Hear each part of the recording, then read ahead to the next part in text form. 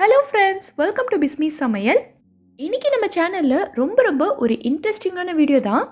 இந்த வெயில் காலத்தில் உடம்ப நல்லா குளிர்ச்சியாக வச்சுக்கிறதுக்கு நம்ம வீட்டில் இருக்கிற பொருட்கள் வச்சு செய்யக்கூடிய வாயில் வச்சதும் கரையிற மாதிரியான நல்ல சில்லுன்னு ஒரு சூப்பரான ரெசிபி தான்.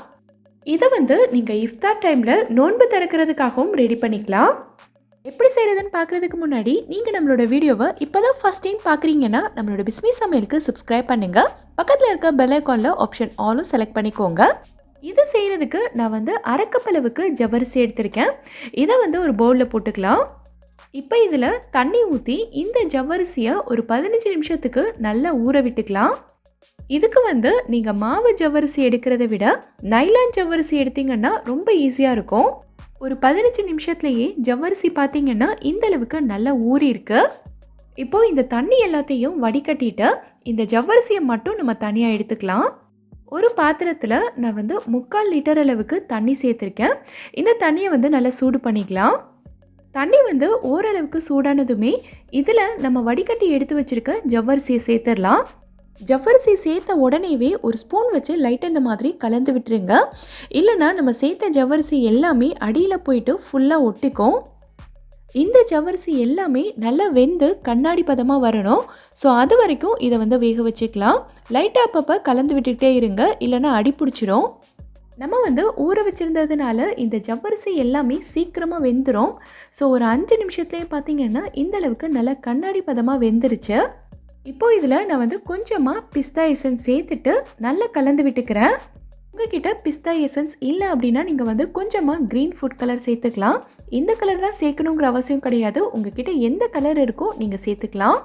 இப்போது நம்ம ஸ்டவ்வை ஆஃப் பண்ணிவிட்டு இந்த ஜவ்வரிசியை வடிகட்டி எடுத்துடலாம். லைட்டாக இந்த மாதிரி ஒரு ஸ்பூன் வச்சு கலந்து விட்டிங்கனாலே போதும், எல்லாமே ஈஸியாக வந்துடும். இப்போது இதை ஒரு பவுலில் போட்டுட்டு தனியாக வச்சுக்கலாம். இப்போது அடுத்து வேறொரு பாத்திரத்தில் நான் 200 ml அளவுக்கு தண்ணி சேர்த்துக்கிறேன். தண்ணி லைட்டாக சூடானதும் நான் இதில் 5 கிராம் அளவுக்கு அகர் எடுத்திருக்கேன். இதை சேர்த்து நல்லா கலந்து விட்டுக்கலாம். இது நூல் டைப்பில் இருக்கிற அகர் தான். சீக்கிரமாக கரையணுங்கிறதுக்காக நான் மிக்சியில் பவுடர் பண்ணி எடுத்திருக்கேன். தண்ணி சூடாக இது எல்லாமே நல்லா கரைஞ்சிரும். இந்த தண்ணி 3 நிமிஷம் நல்லா கொதிச்சதுக்கப்புறமா இது எல்லாமே கரைஞ்சிருச்சு. நம்ம ஸ்டவ் ஆஃப் பண்ணிக்கலாம். இப்போது இந்த பாத்திரத்தில் நான் 600 ml அளவுக்கு பால் சேர்த்துக்கிறேன். நான் இன்றைக்கி காய்ச்சாத பால் தான் சேர்த்துருக்கேன். காய்ச்சின பாலாக இருந்தாலும் நீங்கள் யூஸ் பண்ணிக்கலாம். இந்த பால் நல்லா பொங்கி வரும்போது ஸ்டவ்வை சிம்மில் வச்சுட்டு ஒரு கரண்டி வச்சு நல்லா கலந்து விட்டுருங்க. இப்போது இதில் நான் அரைக்கப்பளவுக்கு சுகர் சேர்த்துக்கிறேன். இந்த ரெசிபிக்கு அரைக்கப்பளவுக்கு சுகர் கரெக்டாக இருக்கும். உங்களுக்கு இனிப்பு கொஞ்சம் அதிகமாக இருந்தால் பிடிக்கும் அப்படின்னா நீங்கள் இன்னும் ஒரு 2 டீஸ்பூன் அளவுக்கு சுகர் சேர்த்துக்கலாம். நம்ம சேர்த்த சுகர் எல்லாமே ஃபுல்லாக கரையணும். ஸோ அது வரைக்கும் இது நல்லா கொதிக்கட்டும். இதில் சேர்த்த சுகர் எல்லாமே நல்லா கரைஞ்சதுக்கப்புறமா நம்ம கரைச்சி எடுத்து வச்சுருக்க அகரை இதில் சேர்த்துக்கலாம். இதை சேர்க்கும் போது அப்படியே டைரெக்டாக பாலில் ஊற்றிடாமல் இந்த மாதிரி ஒரு ஸ்ட்ரெயினர் வச்சு வடிகட்டி சேர்த்துக்கோங்க. ஏன்னா அகர் ஏதாவது கரையாமல் இருந்ததுன்னா நம்ம வடிகட்டும் போது தனியாக எடுத்துடலாம். இப்போ இதை பாலோட சேர்த்து நல்லா கலந்து விட்டுட்டு ஸ்டவ்வை சிம்மில் வச்சுட்டு இன்னும் ஒரு 2 நிமிஷத்துக்கு நல்லா கொதிக்க விட்டுக்கலாம். 2 நிமிஷம் நல்லா கொதிச்சதுக்கப்புறமா நம்ம வேக வச்சு எடுத்து வச்சுருக்க ஜவ்வரிசியை இதில் சேர்த்துட்டு நல்லா கலந்து விட்டுக்கலாம். இந்த ஜவ்வரிசி நம்ம வேக வச்சு எடுத்து வச்சுருக்கும் போது ஒன்றோடு ஒன்று ஒட்டிக்கிட்டு கட்டி கட்டியாக இருக்கிற மாதிரி தான் இருக்கும். ஆனால் இதை நீங்கள் பாலில் சேர்த்து கலந்து விடும்போது எல்லாமே நல்லா தனித்தனியாக பிரிஞ்சு பார்க்குறதுக்கே அவ்வளோ சூப்பராக இருக்கும். இதை பார்க்கும்போதே உங்களுக்கு தெரியும் எவ்வளோ சூப்பராக இருக்குன்னு. இப்போது ஸ்டவ்வை ஆஃப் பண்ணிவிட்டு இதை ஒரு ட்ரேயில் ஊற்றி நம்ம செட் பண்ண போகிறோம். நான் இங்கே கிளாஸ் ட்ரே எடுத்திருக்கேன். நீங்கள் இதை சாதாரண பிளேட்டில் கூட ஊற்றி செட் பண்ணிக்கலாம். இந்த ட்ரேயில் நான் கொஞ்சமாக பட்டர் அப்ளை பண்ணிக்கிறேன். அப்போ தான் இது செட் ஆனதுக்கப்புறமா நமக்கு ஈஸியாக எடுக்க வரும். இப்போ நம்ம ரெடி பண்ணி வச்சுருக்கிறத இதில் ஊற்றிடலாம். மேலே இருக்கிற நுரை எல்லாத்தையும் ஒரு ஸ்பூன் வச்சு லைட்டாக எடுத்து விட்டுருங்க.